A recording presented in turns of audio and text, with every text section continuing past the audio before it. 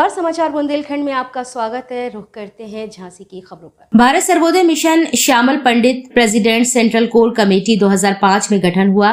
Gangster mafia और रिश्वतखोरी भ्रष्टाचार के खिलाफ गरीब आवाम की आवाज बुलंद करने को विभिन्न धरने, प्रदर्शन और आंदोलन हुए, जिनमें सैकड़ों की तादाद में लोग इकट्ठे हुआ करते थे। इस बीच और आम जनमानस की समस्याओं के निस्तारण भी हुए।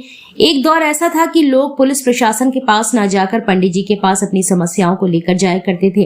बाद में अपने अध्यात्म को लेकर उत्तराखंड के विभिन्न स्थानों और तप स्थलियों पर साधनाओं को सिद्धहस्त किया। आपका कहना है कि व्यवस्थाएं अभी भी ज्यादा दुरुस्त नहीं हुई हैं, अतः आवाम की आवाज को लेकर मेरी वापसी आवश्यक हो गई थी। देखिए, मैं पूर्व प्रधानमंत्री स्वर्गीय श्री अटल बिहारी वाजपेयी जी की एक कविता से अपनी बात को प्रारंभ करना चाहूंगा कि स्वप्न देखा था कभी जो आज हर धड़कन में है, स्वप्न देखा था कभी जो आज हर धड़कन में है, एक नया भारत बनाने का इरादा मन में है। मैं श्यामल पंडित भारत सर्वोदय मिशन की सेंट्रल कोर कमेटी का प्रेसिडेंट आप सभी से मुखातिब हूं। दरअसल भारत सर्वोदय मिशन को स्थापित करने का विचार उस दौर में आया जब अधिकतर राजनीतिक दलों में अस्थिरता का माहौल चल रहा था। उत्तर प्रदेश के अंदर कभी बहुजन समाजवादी पार्टी की सरकार बनती थी, कभी समाजवादी पार्टी की सरकार बनती थी और कभी भारतीय जनता पार्टी और कांग्रेस की सरकारें बना करती थी। लेकिन उस सारे दौर में एक चीज जो कॉमन थी वो थी भ्रष्टाचार, रिश्वतखोरी, अशिक्षा और माफियाओं का दबदबा और वर्चस्व।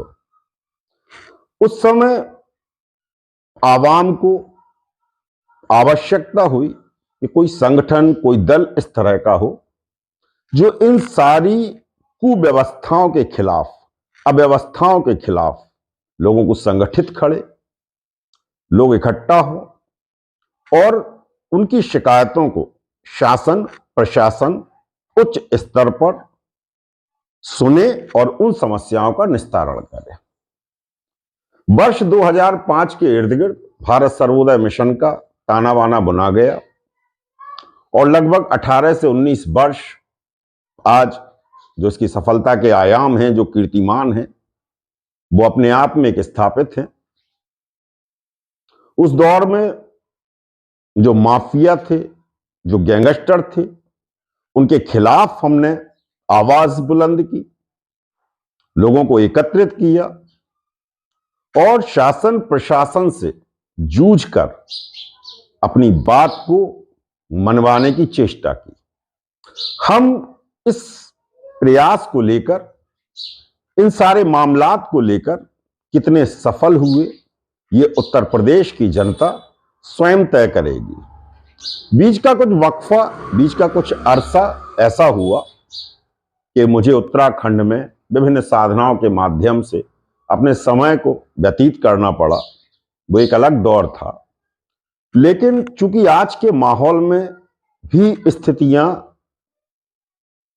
ज्यादा फेवरेबल नहीं हुई हैं, आज भी लोगों को आवश्यकता है कि वे इन सारी बुराइयों के खिलाफ, जैसे अशिक्षा है, जनसंख्या वृद्धि है और संरक्षित जो माफिया है वो आज भी कहीं ना कहीं पनप रहा है।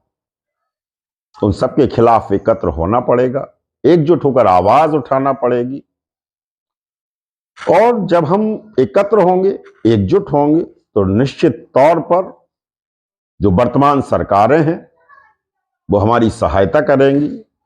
एक चीज और मैं आपसे कहना चाहूंगा कि मैं दरअसल कोई राजनेता नहीं हूं। हमारा परिवार जो है भूमि पुत्रों में उनकी गिनती हुआ करती है और हमारी जो रोजी रोटी है उसका जरिया राजनीति नहीं है। आप केवल इतना समझ लें कि दे दी वतन पर जान और गद्दारी नहीं आई, दे दी वतन पर जान और गद्दारी नहीं आई, हमारे खून में अभी तक ये बीमारी नहीं आई। इसी के साथ मैं अपनी बात को विराम देना चाहूंगा। वंदे मातरम। जय हिंद, जय भारत।